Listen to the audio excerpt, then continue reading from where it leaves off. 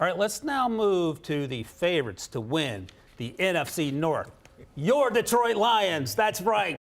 They had I've been saying this a lot, but they really did have a phenomenal draft. And I'm going to tell you why, Rick.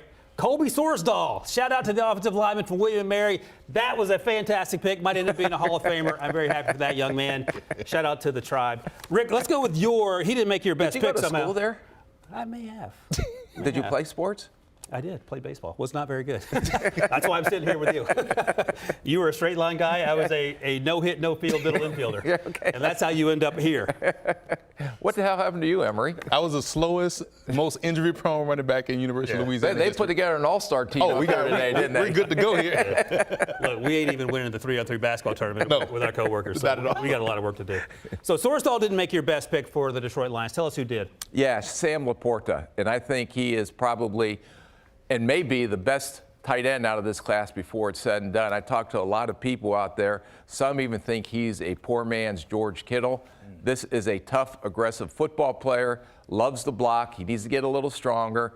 Underrated as a pass catcher and underrated as an athlete after he makes the catch and get it upfield. And I know he had a great combine. He had a great pro day. He ascended through this whole pre-draft process. And he didn't get a lot of balls. I mean, he was an expert on out routes because that's the only thing the quarterback can throw there. But he can catch an out route. But I think he's going to be more than just an out route catcher. And I think it's going to get Jared Goff another weapon. And he's going to replace Hawkinson. And that's the thing you have to remember when you're evaluating these players. I'm talking primarily to myself. When they're playing in a bad offense, it's sometimes hard to get an idea of who they may be. And you have to be able to project that and figure that out. They beat South Dakota State 6-3. That's horrible. Yeah. On a lot of levels. That's like if we were playing for Iowa, we might be their best players, even though we're limited athletically, as Rick likes to say. Rick, what do I need to work on? Everything.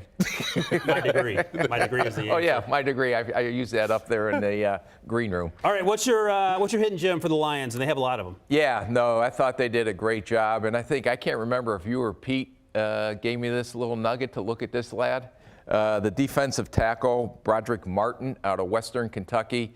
He is a giant of a man, and when you watch him on tape, he cannot be moved off at the point. He needs to get his pads down a little level, especially when he's going to play at this level, but he's strong, he's athletic enough to separate, locate the ball, and he's not going to be a dominant pass rusher. He's more of a two-down nose, but when he gets an opportunity to play, and they struggled on defense last year, Aaron Glenn's defense, they a lot of big two-gap, nose-type tackles up there, and I think he's definitely going to help solidify the run defense for him. Along with Akeem the Dream McNeil, they got at NC State a few years ago.